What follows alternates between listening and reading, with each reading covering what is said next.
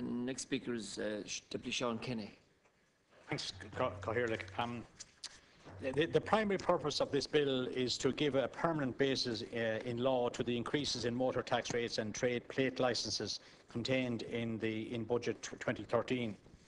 And for licences commencing on or after the 1st of January 2013, flat rate increases of between €10 and €92 apply to private vehicles taxed on the basis of carbon emissions.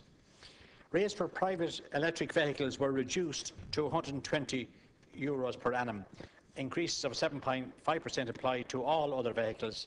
Trade plate licences also increased by 7.5%.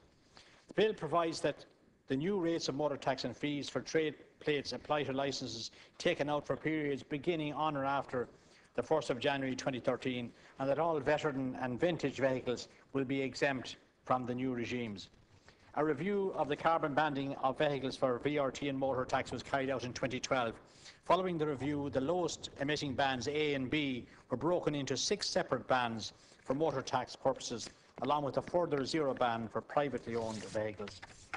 The proposals under Budget 13C an across-the-board increase of 7.5% on cars registered before 2008, meaning cars with a 2-litre engine will see an annual tax bill go from €660 per annum to 710. A more modest 1.4-litre car will increase from €358 to €385 per annum, and the smallest car with a 1-litre engine, such as my own, will go from €278 per annum to €289 per annum. In pure monetary terms, it is true that cars with higher emissions will continue to see their tax bill increases, with the least eco-friendly car seeing an increase of €92 per annum. The owners of cars with lower or no emissions will see their tax bills fall. Emission-free cars bought since 2008 or electric cars bought before then will see their tax fall by almost a quarter to a flat rate of €120 per annum. While increased taxes on cars are required given the economic situation the country is in, I would suggest that they're moving in the right direction, given that those with the most environmental cars are still required to pay less tax. People will be looking to buy cars in the future, and I would advise that they should consider smaller cars that have smaller engines and therefore emit less carbon dioxide and help our climate and make a contribution to dealing with climate change.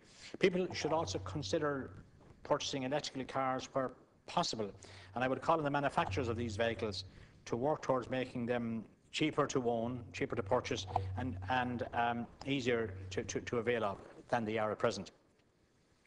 I think we should also consider the alternatives available for commuters who currently travel to work by car. I think it's important to remind the House that people who avail of public transport can avail of the tax saver commuter ticket scheme, which was established as an incentive for the use of public transport. These public transport commuter tickets can be availed of when travelling to work by public transport, by bus or by rail service or by loose. The scheme also includes the loose. And it also applies where a ticket covers more than one mode of transport or more than one operator. For example, an integrated ticket covering loose, Dart, or Dublin Bus or Bus Éireann. This incentive, I think these incentives are a means of trying to encourage people to switch to using public transport and also to reduce traffic congestion.